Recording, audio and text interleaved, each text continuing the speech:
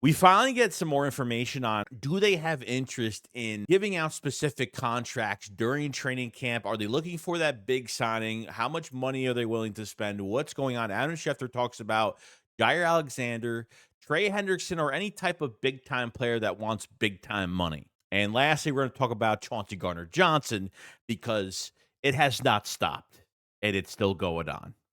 Unfortunately, we're going to get into it. So let's go. A killer buried, but not dead.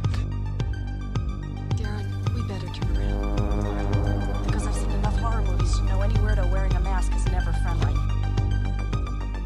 Yo, what is going on, guys? I hope everyone's having a fantastic day. I hope everyone's doing very well today. A lot to discuss for the Philadelphia Eagles. What's going on?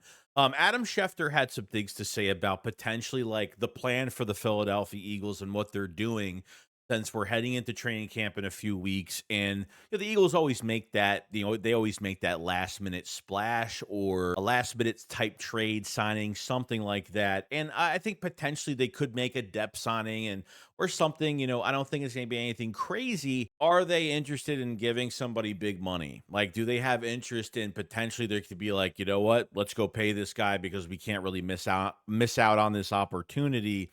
So here's a couple things to talk about. He did talk about Jair Alexander. Okay, this has been like the kind of news since he's been released and before he was released, and because around the league with all these NFL outlets, they think that the cornerback position, the corner two position, is not a great position right now because you really don't have anything that's substantially holding up right now. That you have to go through this training camp process, see what you have, and you're hoping Keely Ringo could win the job. You have a Dory Jackson, obviously. So you have some depth there. You have a safety blanket behind Keely Ringo if he can't make it, but would they be willing to pull the trigger on a Jair Alexander signing if that was the case? Now he says, now Jair Alexander, if the price were right and you're doing a 1 year deal, whatever the number is, a low number, they can go make that work if that's what they wanted to do. Adam Schefter says that Jair Alexander could be a fit for the Eagles if the price were right. And then he kind of says, like, hey, like if you want to give him like 16, $15 million on a 1 year deal, that's what he thinks. They'll lower the price a little bit. Jair Alexander is due, I think, $17.5 million this year and next year. So that's like over $30+ million, which he's definitely not going to get. For a guy that's he's missed about 30 something games.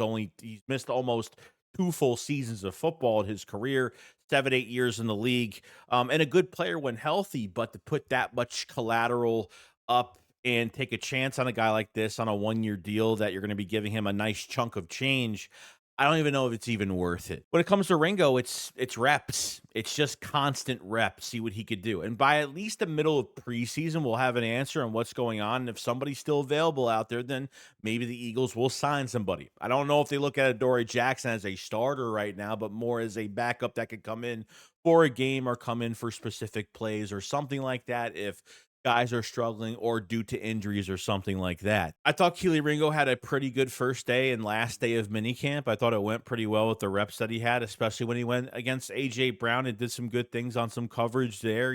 Even without pads on, I think you could still analyze the situation to a certain extent, which is good. So I thought that was a really strong day because I think when it comes to OTAs, when it comes to minicamp especially, that's when guys come in and this coaching staff sees like some of these guys have been working out in this off season.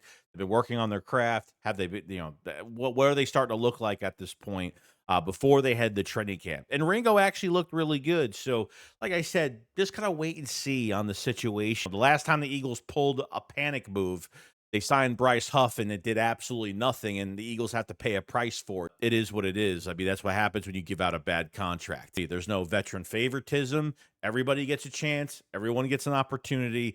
Everyone gets a fair shake. And we'll get to see this thing kind of unfold in front of our eyes when the time comes. Now, we're going to get into some more stuff that Adam Schefter did talk about regarding, do the Eagles have any interest in giving out big contracts to non-Eagles roster players? We're talking about guys outside the organization that maybe the Eagles want, that maybe they'll give somebody a big contract. Adam Schefter was talking about Trey Hendrickson, that's still out there right now. We know that edge rushers are very expensive, 30 plus, 40 plus million dollars. This is what he had to say. This is an extension of what he kind of had to say. He says, I don't think so. I would say no. I don't think that's practical. Knowing what I know from the past, conversations with various people at various points in the offseason, I would say no. I don't see something like that happening. I think they know all the big deals they have coming up, and I think their priority is to pay their own people, their homegrown talent, and reward it over time. And if you go trade for a player like Trey Hendrickson and you pay him upwards of $30+ million a year, that really is disruptive to everything going on. Trey Hendrickson's an incredible player, but I just don't see a move like that in the cards. And that is 100% true because it's almost as if like the Eagles go out, they get Trey Hendrickson. He cuts in front of every Eagles player that is deserving of a contract, and I don't think that's fair at all. You know what I mean? It makes no sense to me to have a guy, especially in his 30s, a guy's 30, 31, I don't know what he is, but it makes no sense. The Eagles have no interest in paying a guy that much at an older age. You got to pay Jalen Carter. That's the #1 contract that's going to go down pretty much at the end of next year. Highest paid DT in the league. That's what's going to happen. You got Nolan Smith soon.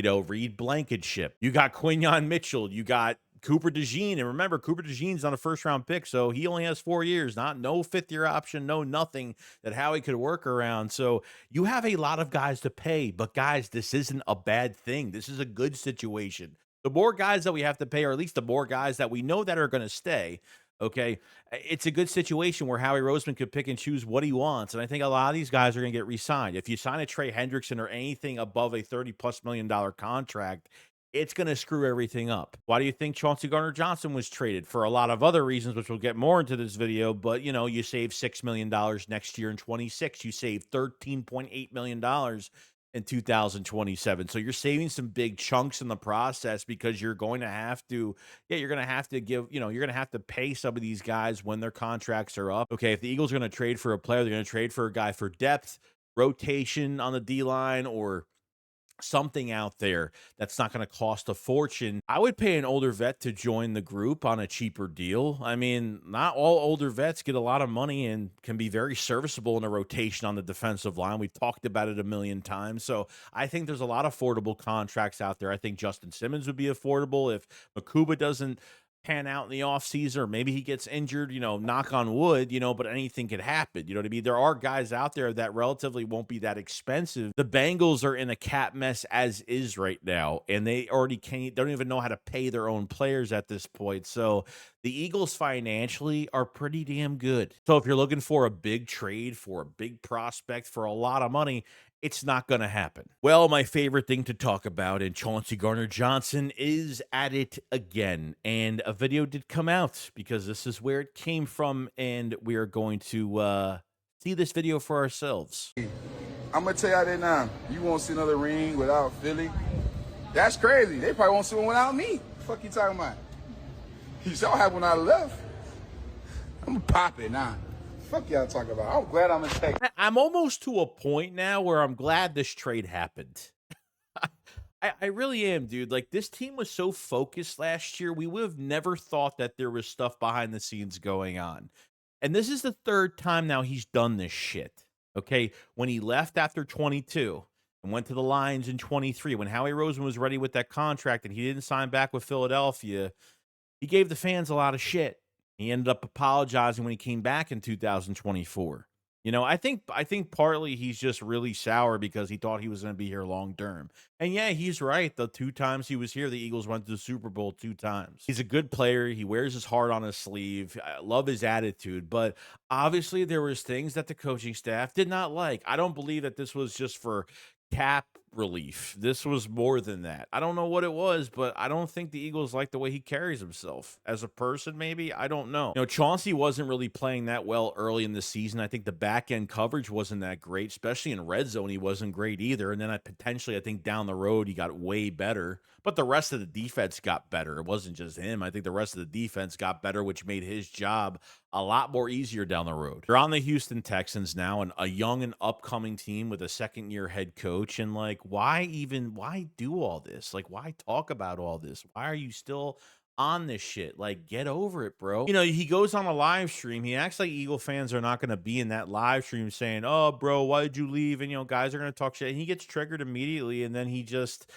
goes off. This is the third time he's done this shit. So Andrew Makuba better be ready to go, because I'm excited for Andrew Makuba. I'm excited for Sidney Brown. I'm excited for this safety group going forward. I don't know why Chauncey feels like the Eagles can't live without Chauncey Gardner-Johnson. I don't know. The fans can't live without Chauncey Gardner-Johnson, him playing on this team, because without him, the Eagles can never reach a Super Bowl. Remember when Slay was talking about the leaders on this defense, and he didn't even mention Chauncey Gardner-Johnson's name. He mentioned Reed Blankenship's name before Chauncey Gardner-Johnson. Now we kind of see the reason why that's the case. You know, when he got kicked out of the Washington game and he went to the locker room and he went on Instagram Live, I mean, seriously, in all seriousness, you get kicked out of a game even though it wasn't his fault. We were all pissed off about it. Like, why do you go on Instagram Live and, like, you know, I don't think the Eagles like that shit. You know, all of that animated behavior that he does like that, you know, I don't think they like that shit. And this is where they're like, you know what? Let's go draft a safety this year. That's the news on Chauncey Gardner-Johnson. How do you feel about the situation now? Well, other than that, guys, that's pretty much it. So nothing crazy to talk about. We're still waiting a few more weeks till training camp, but very excited. But when you talk about big trades, not going to happen. You're talking about small trades or little things for depth. Sure, no problem.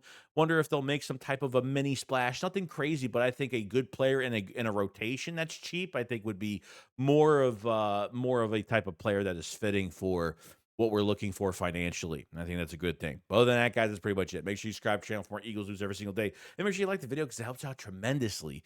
You guys have a fantastic day, and I'll see you guys on the next one. Shakes, what up, Peace out, guys. Pay.